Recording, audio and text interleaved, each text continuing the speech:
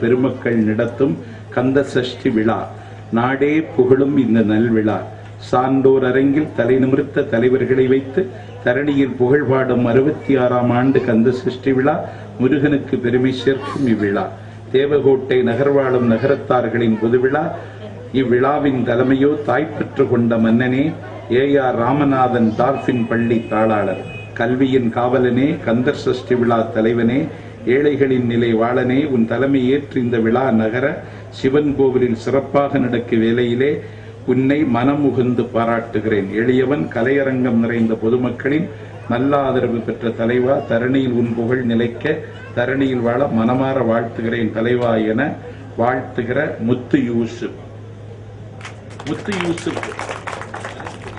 முத்து யூசுப் தான் இதை கொடுக்கிறாரு. ஏன்னா அருணகிரிநாதரே முருகனை கொண்டாடுகிற ஒரு இடத்துல முருகனை மயிலேறும் ராவுத்தனேன்ட்டான். மயிலேறும் ராவுத்தனே என்று அருணகிரிநாதரே முருகனை கொண்டாடி இருக்கிறார். ஆகவே முத்து யூசுப் இப்படி முன்வந்ததிலே ஆச்சரியம் ஒன்றும் இல்லை.